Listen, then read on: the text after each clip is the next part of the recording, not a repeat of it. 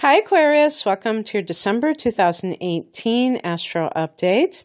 It's Raina, and December is the end of the year and we're wrapping things up, and yet it seems like we've been going over things all year with all the retrogrades. We recently had Mercury go retrograde in mid-November into December. As I record this, it hasn't even occurred yet, but it's about to occur. And so dealing with that on the same day that Venus goes direct. So Venus has been retrograding at the time that I'm recording this since early October. We've had Mars retrograding. We've had, all these long retrogrades, and finally we're going to get a break from that in December, and it's going to feel like we can finally start making those plans and promoting whatever our projects are. Who knows, maybe some of you have not even felt like doing any personal projects. You felt sluggish. I certainly am looking forward to a green light, because it has felt like things from the past coming up, or just even energetically, where you just seem like it seems like you're slogging through molasses sometimes. So anyway, as the month of December begins, we have Mercury retrograde now going back into Scorpio. So it began in your 11th house in Sagittarius, going back into that 10th house of career. When you have this type of, I was going to say progression, but it's really regression, you're looking at your hopes and wishes versus career matters and seeing how they fit in with one another, Aquarius. And I must also make a point right now of saying that your 12th house is quite intense.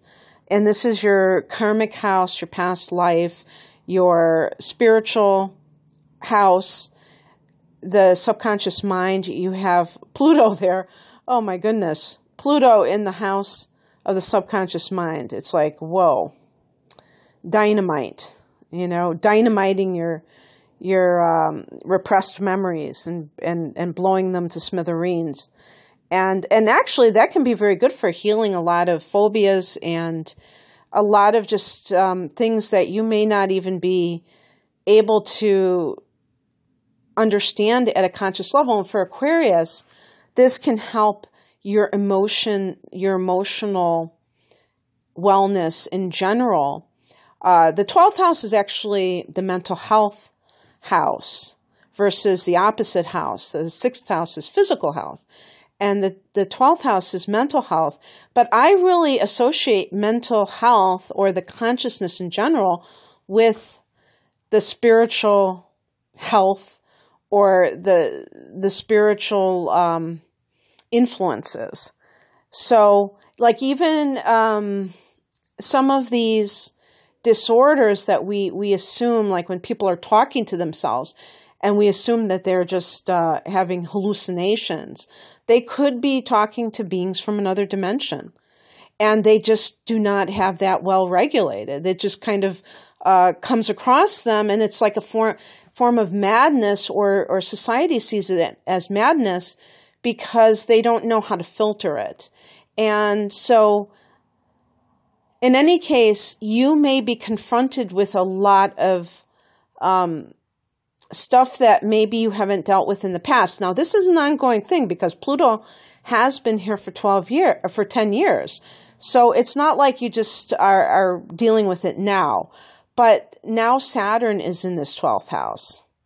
And so it is kind of adding fuel to the fire, because Saturn is also, meaning business in its own way. Saturn, I think, is best used in the 12th house in order to really discipline your consciousness so that you can make best use of your spiritual gifts.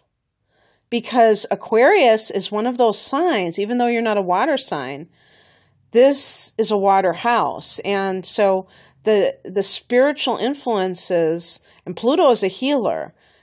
This could be a time when you discover your healing powers, but Aquarius is one of those signs that is considered intuitive. So perhaps that's even a career choice for you. And that's what I'm saying with all of the influence of the 11th house of what your long-range goals are. They may and may not involve career choice. But one of the things may be is that you're being prompted by that 12th house to perhaps change careers or at least examine what it is that you want to do. Because Mercury started the retrograde in the 10th house and in the 11th house. So this is kind of like your wildest dreams. But going back into the 10th house on the 1st in Scorpio, you may be thinking more pragmatically, okay, how is this going to play out for my career if I do X, Y, or Z?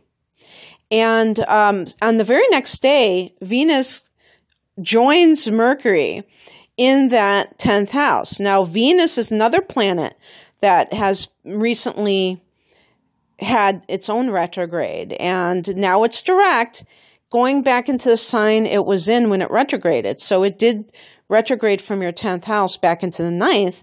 And so for the first couple of days, it's still in that 9th house. And again, like Venus can be values and saying, and even, philosophically, is money everything? Is money my God, or is money a tool? And usually Aquarius, because you rule that 11th house, which connects with others, you do tend to have that sense of idealism when it comes to like creating this utopian society. And you may even be of the mind, hey, why do we even need money? Why can't we just like barter our services with one another? Or why can't we just live in collectives and just live together, and we could do what we need to do, but we don't have to go to a job from 9 to 5. So those kind of thoughts may have been crossing your mind as of late. But there's also this sense of perhaps having some wonderful developments in career in the last year because you had Jupiter in this 10th house. So you may feel a pull because you may have expanded some sort of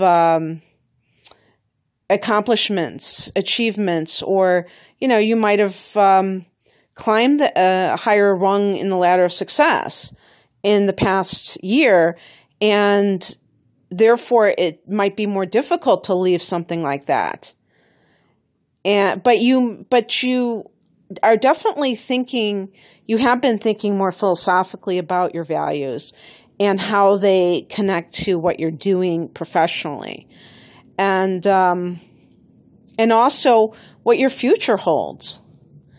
And speaking of that, the new moon on the 7th, well, let me just say, so Mercury is direct in Scorpio on the 6th of the month in that 10th house of career. So I think that you make a decision of some sort. And the very next day, you have a new moon in the 11th house of hopes and wishes. So you're starting to move forward on some of those dreams. Or at least planting seeds of intention of what those dreams might entail and how you're going to go about getting them. Because you got Jupiter in that house, baby, and that can really help to magnetize some of that good juju to come your way in the next 13 months. Well, 12, if we pretend it's December when I'm recording this. So on the 12th, Mercury goes back into Sag, where it began its retrograde, and it will get out of its shadow on Christmas Day. So just that's later in the month. But so it's going into that 11th house to join the sun, join Jupiter And Mercury in the 11th house, your mind is working overtime thinking about these future plans of yours. And it may involve the internet. Perhaps you're thinking, wow, if I can get something going in terms of work online, I can be a digital nomad. I can work from anywhere. And this can be, the 11th house is considered the luckiest house. So just really put on your thinking cap here. And this thinking is also about the dreams that you hold. So it's the best kind of thinking. On the 21st, we have the winter solstice in the Northern Hemisphere. Sorry, Australia, I have to claim it. And summer in the Southern Hemisphere. I think I resent that you're going to begin summer. I think that's what's really at the crux of this. But we have the solstice, and this is a change of the seasons. It's a power period in general. But this is also, this year, particularly potent because the full moon in Cancer is the very next day at 0 degrees of Cancer. So this is also going to be the case in March when we have the equinox. Then the astrological new year, when the sun goes into 0 degrees of Aries, we have a lunar eclipse. Well, it's a full moon in any rate, in that 0 degree mark of Libra. So these are all the cardinal points for the seasons. And it's not a coincidence that the seasons change, or the solstice and the equinoxes are on cardinal signs, because cardinal signs are all about change and all about, your action, the action that you're taking. So at 0 degrees of Cancer, this is your 6th house of health and work, a full moon here. And so the sun is in that 12th house. The sun is kind of shining a light about how your emotions or your mental health or your consciousness affects your physical body, perhaps. And there may be specific reasons, things that you've been dealing with that you will see that connection. Or it can simply be a time when you understand that both polarities must be honored, that we have to have our life in this world, and we have our schedule, and we have our physical health, and that because Aquarius is a sign that is really in its own mind. And I think I had said something about that, and somebody said, I think they were in Aquarius, that said they forget to eat or something, and they were laughing about that. And that makes perfect sense to me, because when you're kind of detached from the physical and you're very much in that ether or what have you, you can become ungrounded, and it can create a lot of chaos in terms of your ability to function in this world. And I don't mean something that serious, but you know what I mean. And the 6th house is all about having that sense of order for what it is, in this world. It doesn't mean you have to choose. You don't have to take sides. You can have both. And then you have the best of both worlds. So that could be what is featured with this particular polarity going on, opposition, in other words, between the sun and full moon at this date that's right before Christmas.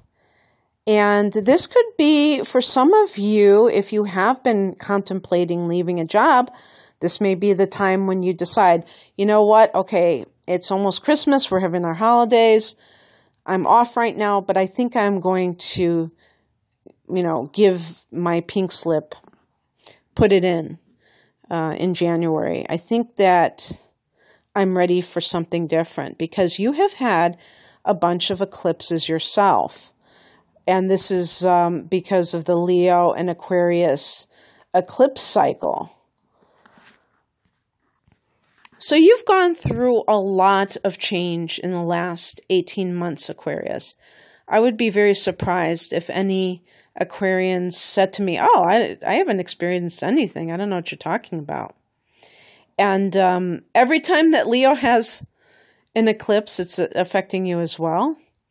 But in any case, I'm trying to see here. I want to see if in January, because I know there is an eclipse. There's going to be an eclipse in Capricorn, a solar eclipse in January, and then there's going to be a lunar eclipse at 0 degrees of Leo. So your opposite sign. And so at that time, the sun will be entering Aquarius.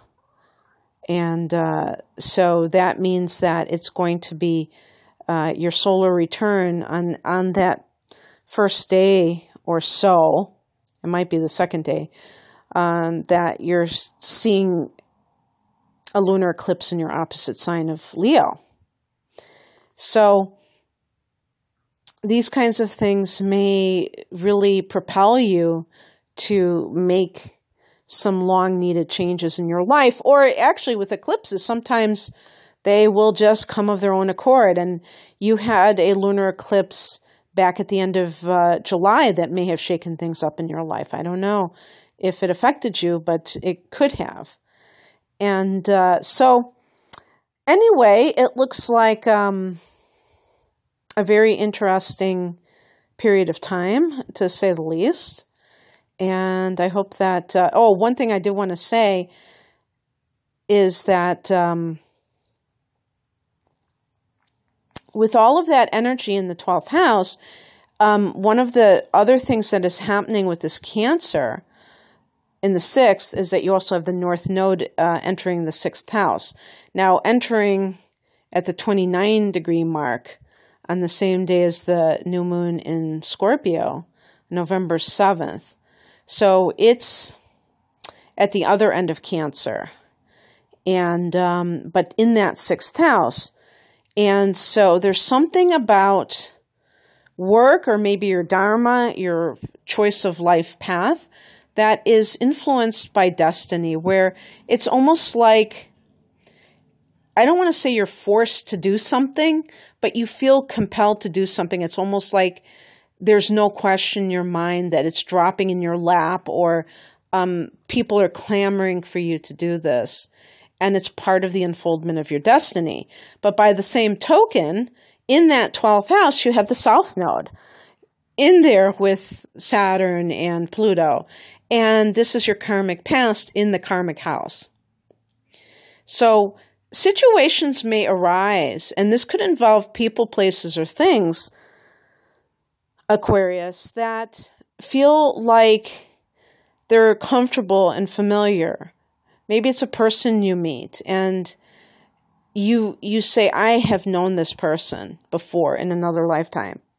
But maybe the relationship is rocky. Maybe it's not good. Don't get fooled by karmic associations being more prevalent at this time, because it could be, I'm not going to say it's a trap, but it could be residue that needs to be purged from your life, where old situations, the 12th house can be addictions. Don't look at any compulsive traits that you have and ones that you might develop that seemingly come out of nowhere. Don't allow them any kind of oxygen, because you have something, you have a mission with the 6th house. You have like some kind of service that you need to perform for the sake of humanity. And it's nothing less than that. And the world needs you. Okay, that's what I have for you, Aquarius. If you'd like a private reading, I'm offering a sale on my natal chart interpretations, the hour-long readings, and this will be through the end of 2018. The link is below. Have a great December. Bye.